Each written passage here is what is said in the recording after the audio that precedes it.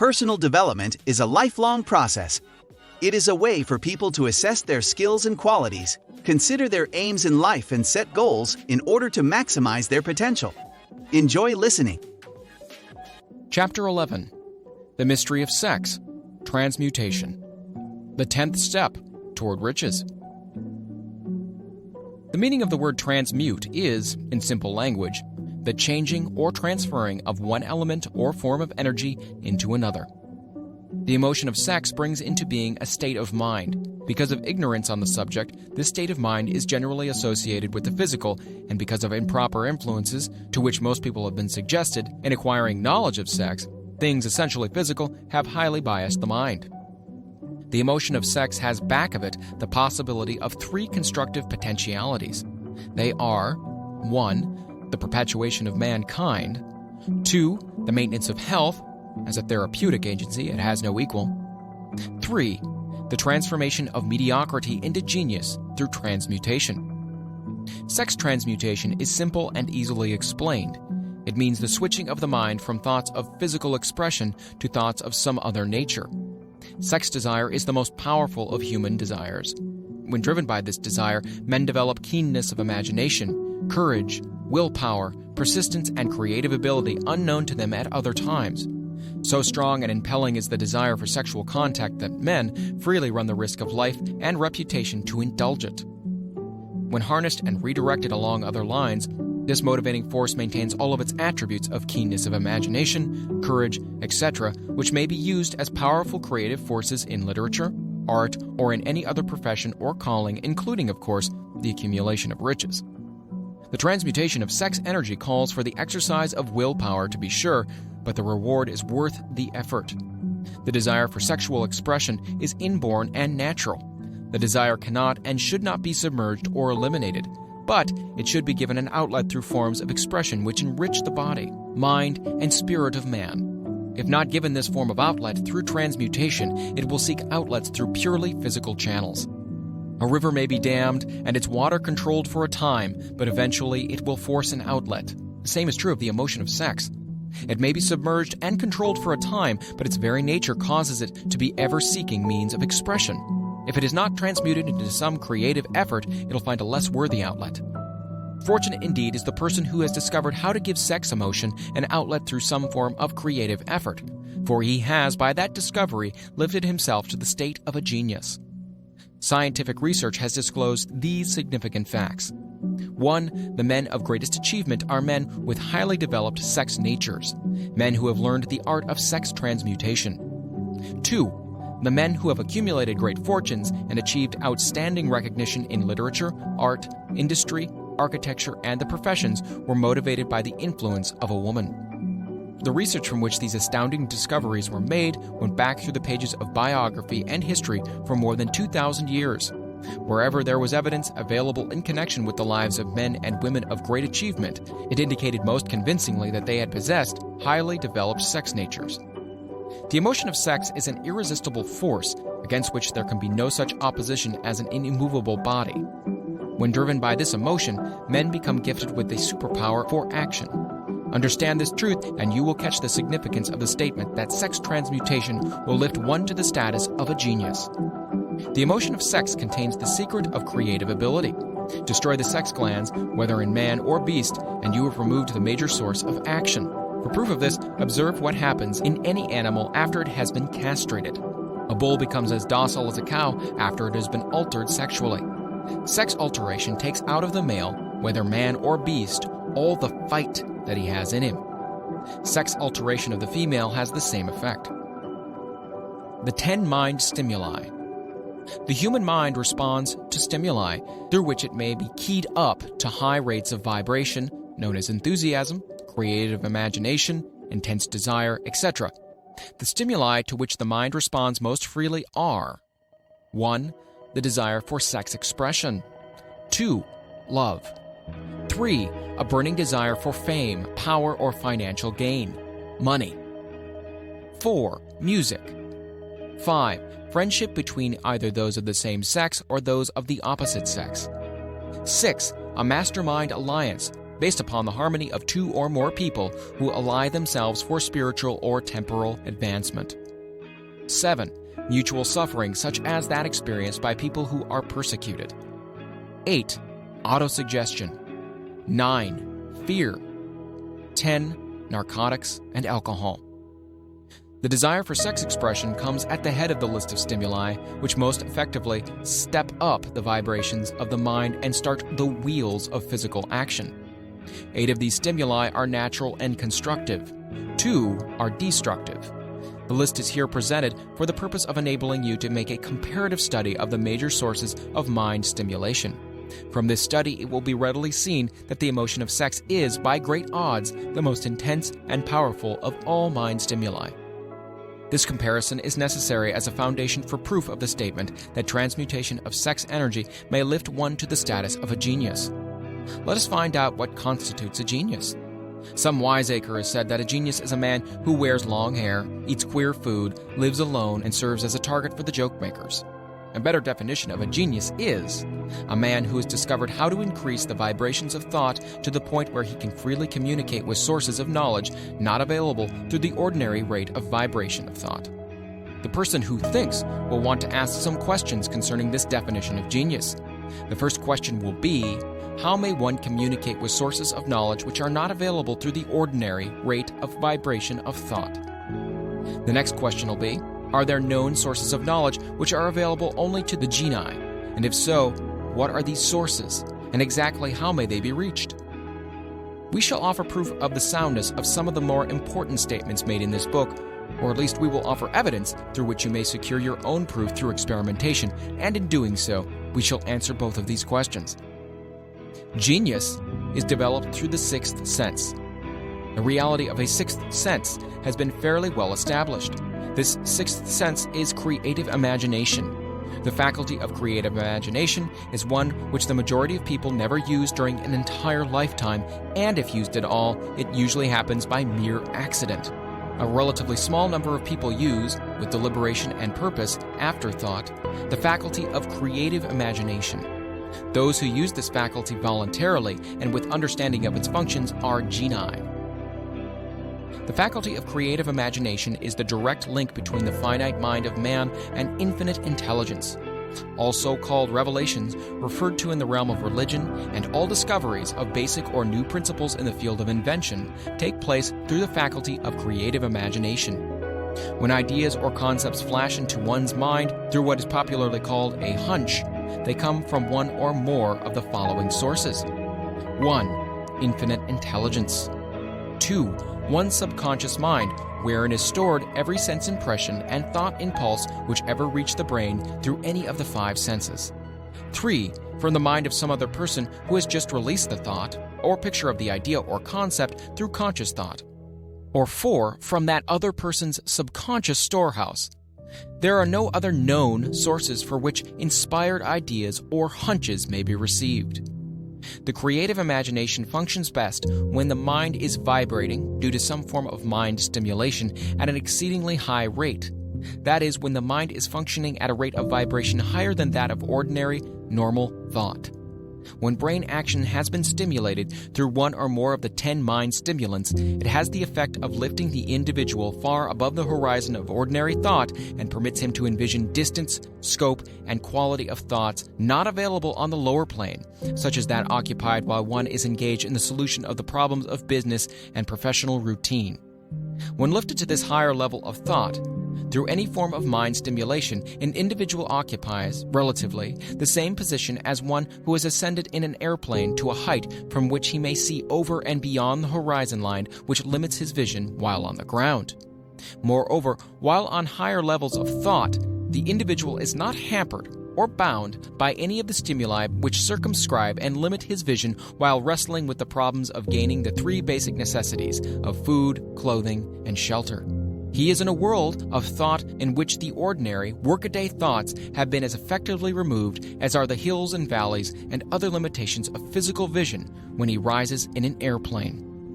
While on this exalted plane of thought, the creative faculty of the mind is given freedom for action. The way has been cleared for the sixth sense to function. It becomes receptive to ideas which would not reach the individual under any other circumstances.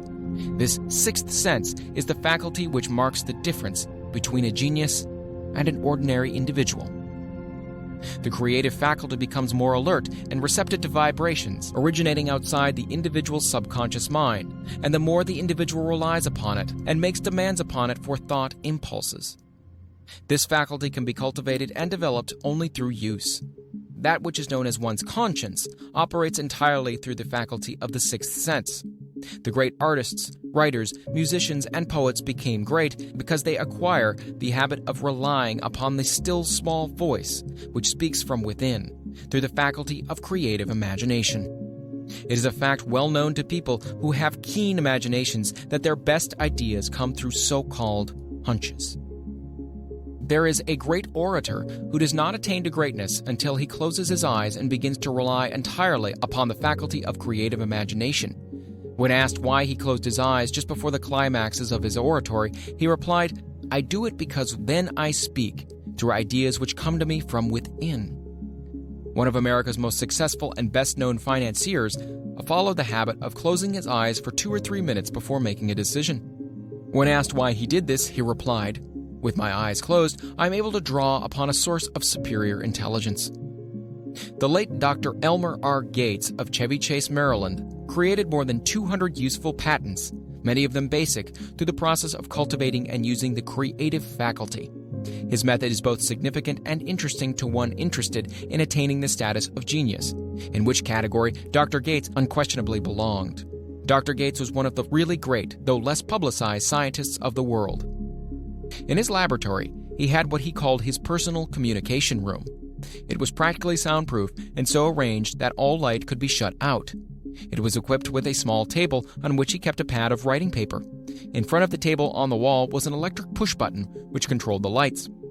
When Dr. Gates desired to draw upon the forces available to him through his creative imagination, he would go into this room, seat himself at the table, shut off the lights, and concentrate upon the known factors of the invention on which he was working, remaining in that position until ideas began to flash into his mind in connection with the unknown factors of the invention. On one occasion, ideas came through so fast he was forced to write for almost 3 hours. When the thoughts stopped flowing and he examined his notes, he found they contained a minute description of principles which had no parallel among the known data of the scientific world. Moreover, the answer to his problem was intelligently presented in these notes. In this manner, Dr. Gates completed over 200 patents, which had been begun but not completed by half-baked brains. Evidence of the truth of this statement is in the United States Patent Office. Dr. Gates earned his living by sitting for ideas for individuals and corporations. Some of the largest corporations in America paid him substantial fees by the hour for sitting for ideas. The reasoning faculty is often faulty because it is largely guided by one's accumulated experience. Not all knowledge which one accumulates through experience is accurate. Ideas received through the creative faculty are much more reliable for the reason that they come from sources more reliable than any which are available to the reasoning faculty of the mind. The major difference between the genius and the ordinary crank inventor may be found in the fact that the genius works through this faculty of creative imagination, while the crank knows nothing of this faculty. The scientific inventor, such as Mr. Edison or Dr. Gates, makes use of both the synthetic and the creative faculties of imagination.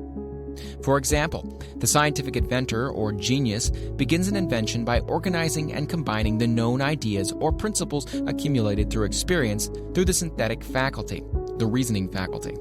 If he finds this accumulated knowledge to be insufficient for the completion of his invention, he then draws upon the sources of knowledge available to him through his creative faculty. The method by which he does this varies with the individual, but this is the sum and substance of this procedure. 1. He stimulates his mind so that it vibrates on a higher than average plane, using one or more of the 10 mind stimulants or some other stimulant of his choice.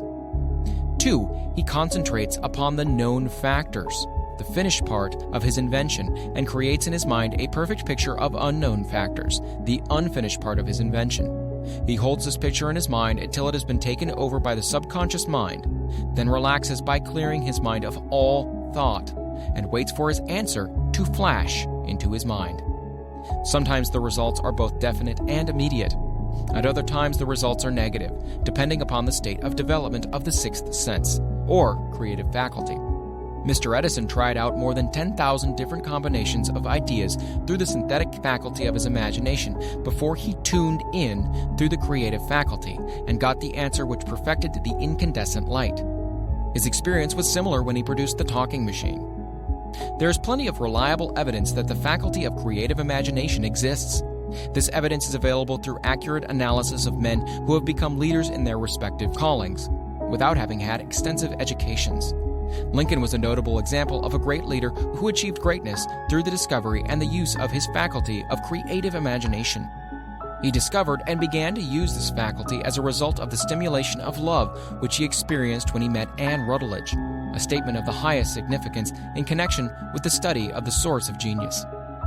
The pages of history are filled with the records of great leaders whose achievements may be traced directly to the influence of women who aroused the creative faculties of their minds through the stimulation of sex desire.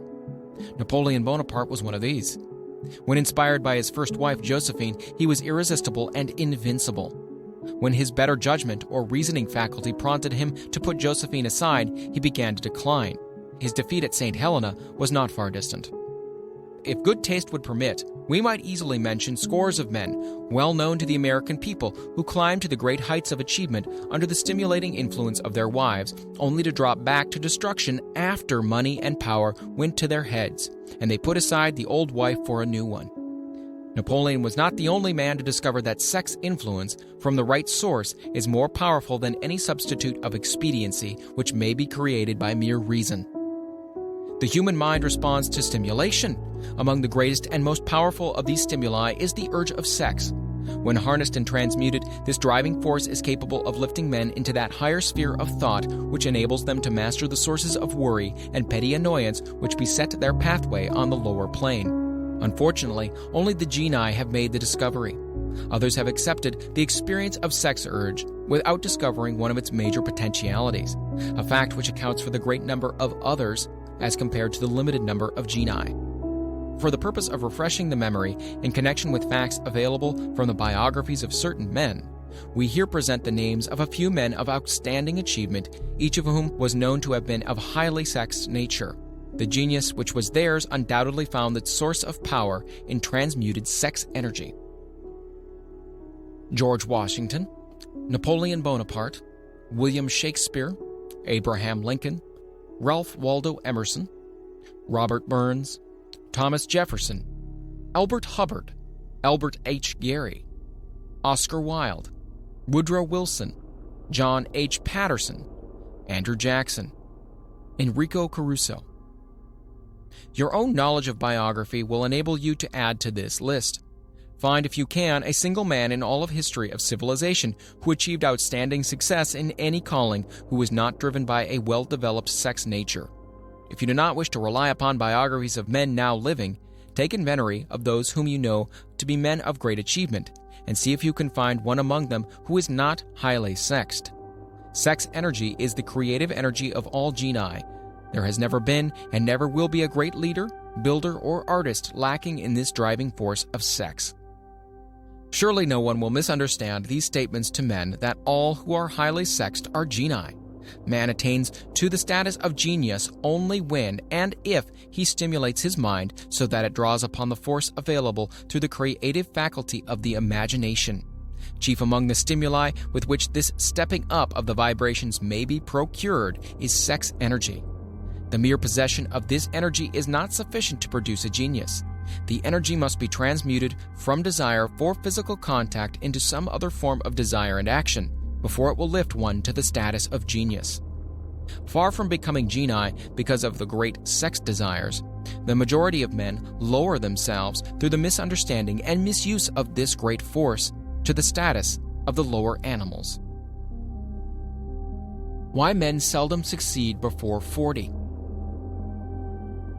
I discovered from the analysis of over 25,000 people that men who succeed in an outstanding way seldom do so before the age of 40, and more often they do not strike their real place until they are well beyond the age of 50. This fact was so astounding that it prompted me to go into the study of its cause most carefully, carrying the investigation over a period of more than 12 years. This study disclosed the fact that the major reason why the majority of men who succeed do not begin to do so before the age of 40 or 50 is their tendency to dissipate their energies through overindulgence in physical expression of the emotion of sex. The majority of men never learn that the urge of sex has other possibilities, which far transcend in importance that of mere physical expression. The majority of those who make this discovery do so after having wasted many years at a period when the sex energy is at its height, prior to the age of 45 to 50. This usually is followed by noteworthy achievement. The lives of many men up to and sometimes well past the age of 40 reflect continued dissipation of energies which could have been more profitably turned into better channels. Their finer and more powerful emotions are sown wildly to the four winds. Out of this habit of the male grew the term sowing his wild oats. The desire for sexual expression is by far the strongest and most impelling of all the human emotions, and for this very reason, this desire, when harnessed and transmuted into action other than that of physical expression, may raise one to the status of genius. One of America's most able businessmen frankly admitted that his attractive secretary was responsible for most of the plans he created. He admitted that her presence lifted him to the heights of creative imagination, such as he could experience under no other stimulus. One of the most successful men in America owes most of his success to the influence of a very charming young woman who has served as his source of inspiration for more than 12 years. Everyone knows that man to whom this reference is made, but not everyone knows the real source of his achievements. History is not lacking in examples of men who attained the status of genii as a result of the use of artificial mind stimulus in the form of alcohol and narcotics. Edgar Allan Poe wrote The Raven while under the influence of liquor, dreaming dreams that mortal never dared to dream before. James Whitcomb Riley did his best writing while under the influence of alcohol. Perhaps it was thus he saw the ordered intermingling of the real and the dream, the mill above the river and the mist above the stream. But let it be remembered that many such men have destroyed themselves in the end. Nature has prepared her own potions with which men may safely stimulate their minds so they vibrate on a plane that enables them to tune in to fine and rare thoughts which come from no one knows where. No satisfactory substitute for nature's stimulants has ever been found.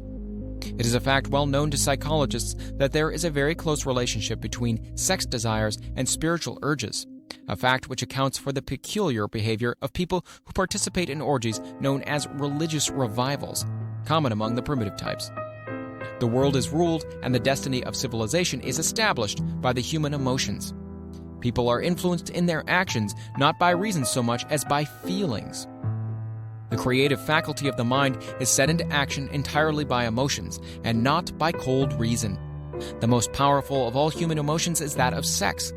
There are other mind stimulants, some of which have been listed, but no one of them, nor all of them combined, can equal the driving power of sex. A mind stimulant is any influence which will either temporarily or permanently increase the vibrations of thought. The 10 major stimulants described are those most commonly resorted to. Through these sources, one may commune with infinite intelligence or enter, at will, the storehouse of the subconscious mind, either one's own or that of another person, a procedure which is all there is of genius. A teacher who has trained and directed the efforts of more than 30,000 salespeople made the astounding discovery that highly sexed men are the most efficient salesmen. The explanation is that the factor of personality, known as personal magnetism, is nothing more or less than sex energy. Highly sexed people always have a plentiful supply of magnetism. Through cultivation and understanding, this vital force may be drawn upon and used to great advantage in the relationships between people. This energy may be communicated to others through the following media. 1. The handshake. The touch of the hand indicates instantly the presence of magnetism or lack of it. 2. The tone of voice. Magnetism or sex energy is the factor with which the voice may be colored or made musical and charming. 3. Posture and carriage of body. Highly sexed people move briskly and with grace and ease. 4. The vibrations of thought. Highly sexed people mix the emotion of sex with their thoughts, or may do so at will, and in that way may influence those around them. 5. Body adornment. People who are highly sexed are usually very careful about their personal appearance. They usually select clothing of a style becoming to their personality, physique, complexion, etc. When employing salesmen, the more capable sales manager looks for the quality of personal magnetism as the first requirement of a salesman.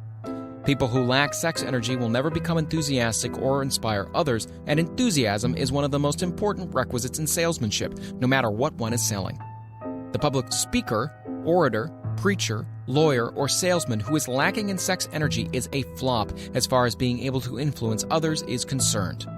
Couple this with the fact that most people can be influenced only through an appeal to their emotions, and you will understand the importance of sex energy as a part of the salesman's native ability. Master salesmen attain the status of mastery in selling because they, either consciously or unconsciously, transmute the energy of sex into sales enthusiasm. In this statement may be found a very practical suggestion as to the actual meaning of sex transmutation.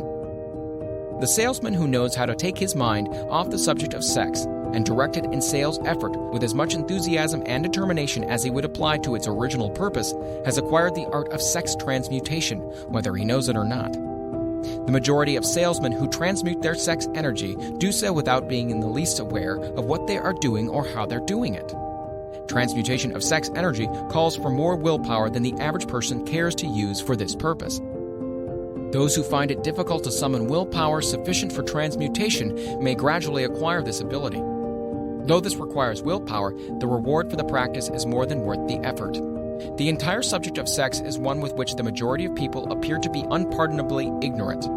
The urge of sex has been grossly misunderstood, slandered, and burlesqued by the ignorant and evil-minded for so long that the very word sex is seldom used in polite society. Men and women who are now known to be blessed, yes blessed, with highly sexed natures are usually looked upon as being people who will bear watching.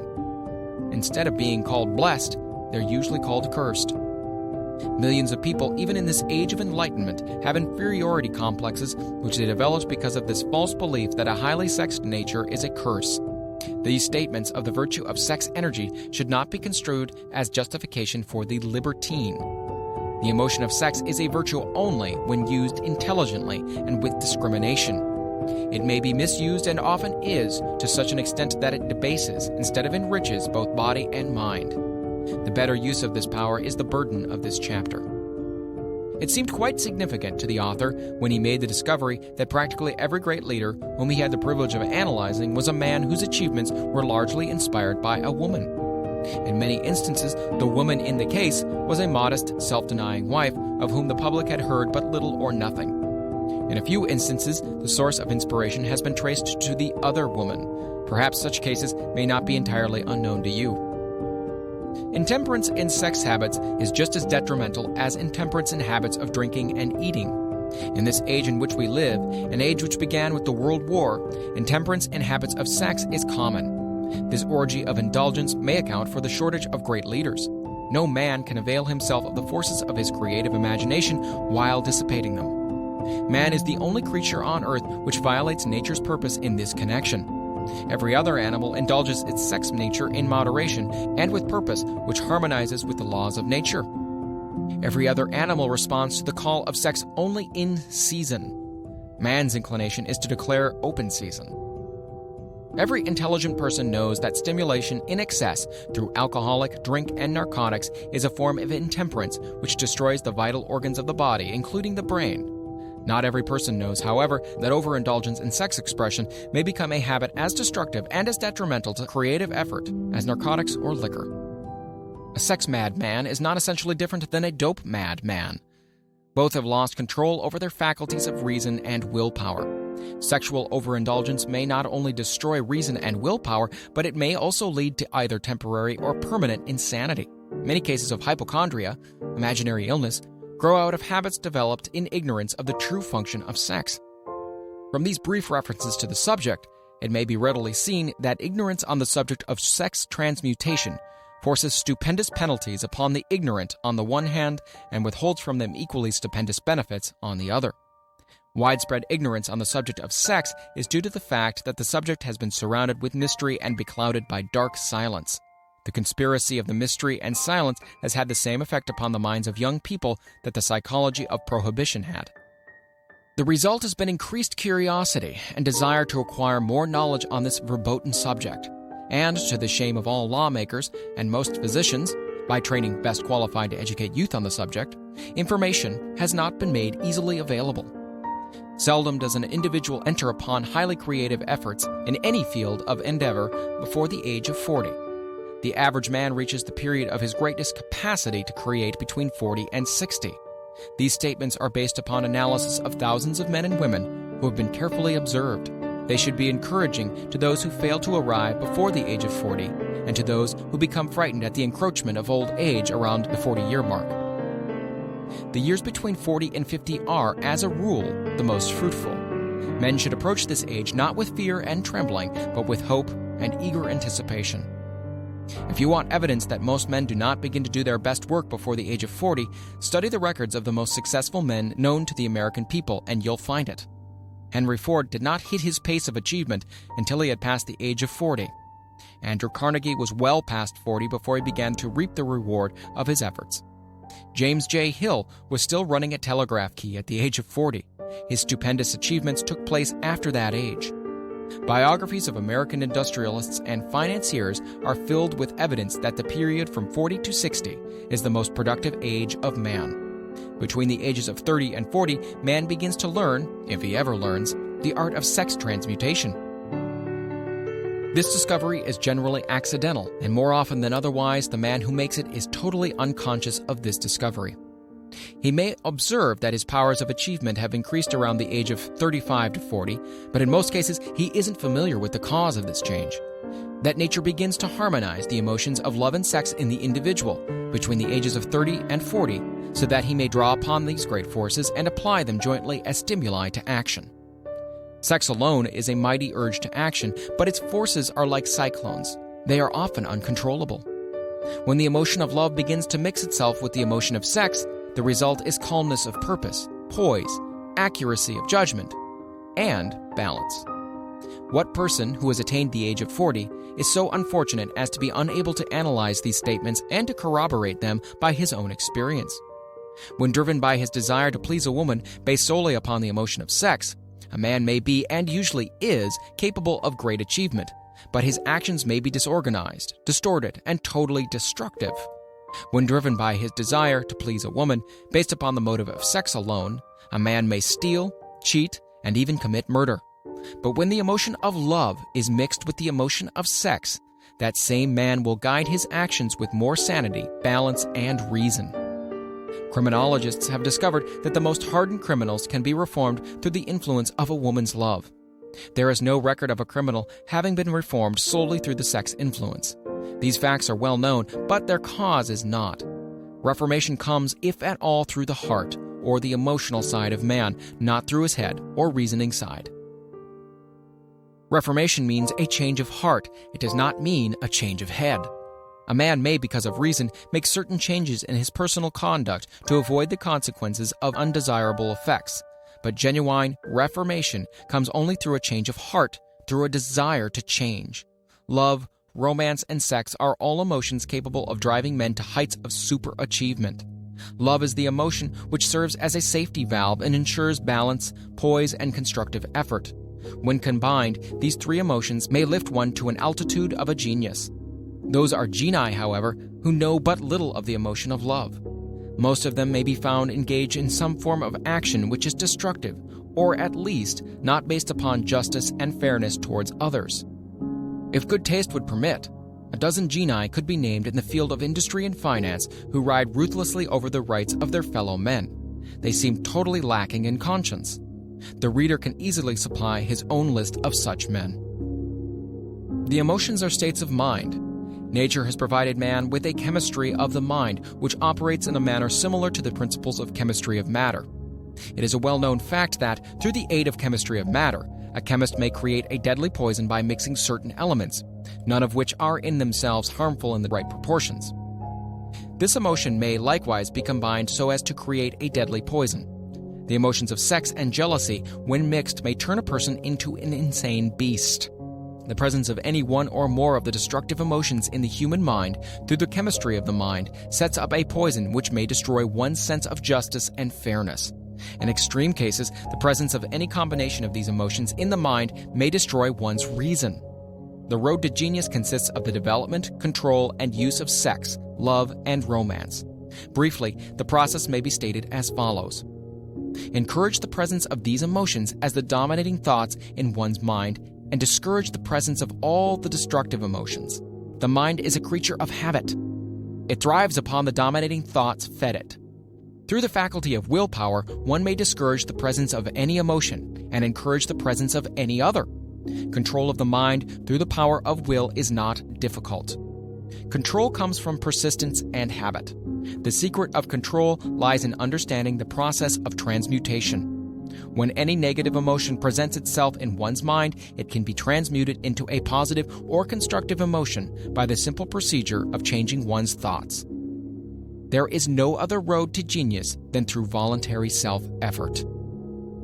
A man may attain to great heights of financial or business achievement solely by the driving force of sex energy, but history is filled with evidence that he may, and usually does, carry with him certain traits of character which rob him of the ability to either hold or enjoy his fortune. This is worthy of analysis, thought, and meditation, for it states a truth and knowledge of which may be helpful to women as well as men. Ignorance of this has cost thousands of people their privilege of happiness, even though they possessed riches. The emotions of love and sex leave their unmistakable marks upon the features. Moreover, these signs are so visible that all who wish may read them. The man who is driven by the storm of passion based upon sex desires alone plainly advertises that fact to the entire world by the expression of his eyes and the lines of his face.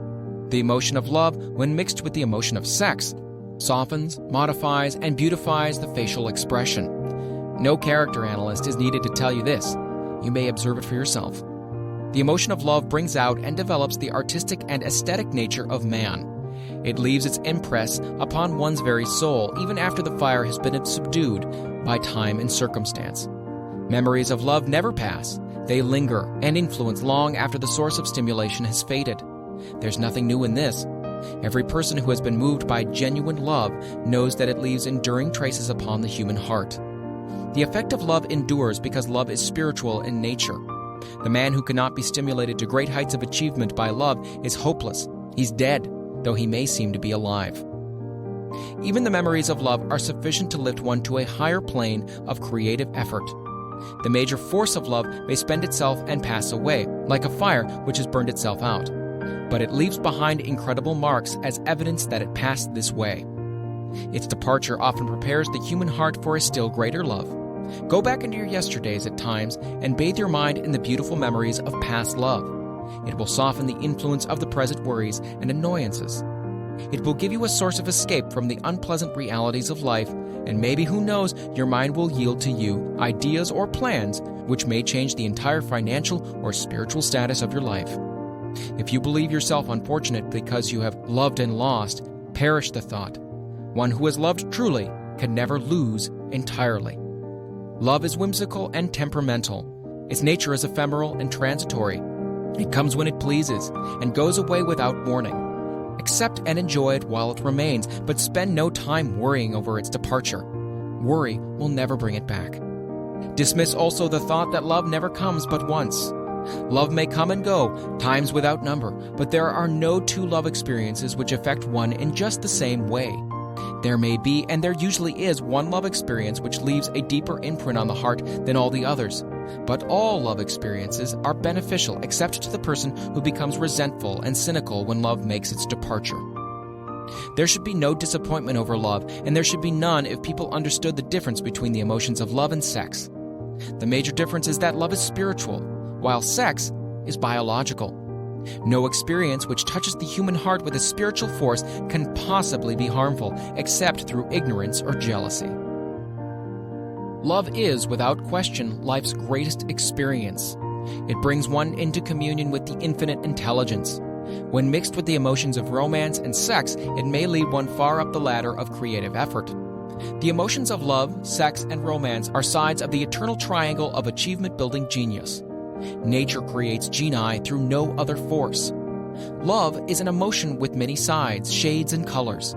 The love which one feels for parents or children is quite different from that which one feels for one's sweetheart. The one is mixed with the emotion of sex, while the other's is not. The love which one feels in true friendship is not the same as that felt for one's sweetheart, parents, or children, but it too is a form of love. Then there's the emotion of love for things inanimate, such as the love of nature's handiwork. But the most intense and burning of all those various kinds of love is that experience in the blending of the emotions of love and sex. Marriage is not blessed with the eternal affinity of love, properly balanced and proportioned with sex, cannot be happy ones, and seldom endure.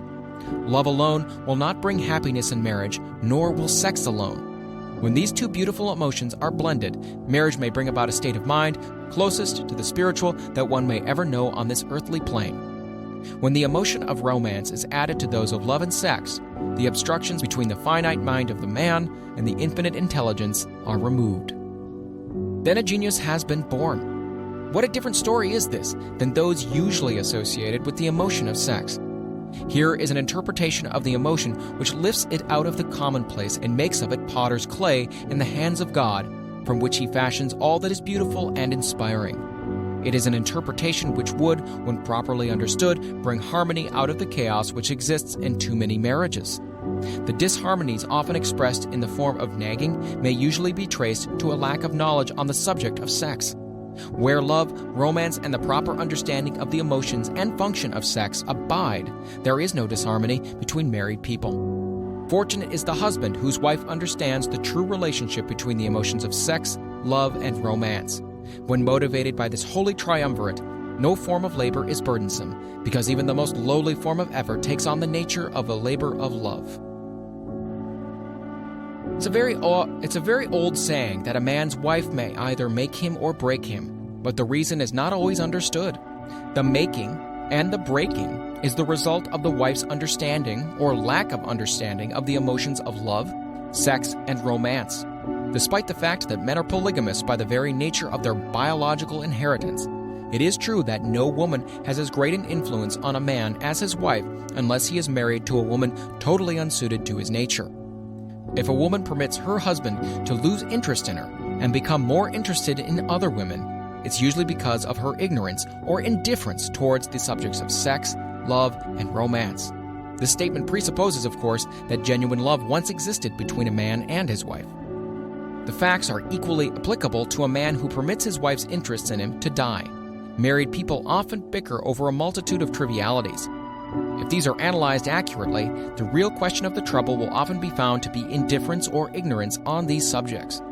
Man's greatest motivating force is his desire to please woman. The hunter who excelled during prehistoric days before the dawn of civilization did so because of his desire to appear great in the eyes of a woman. Man's nature has not changed in this respect.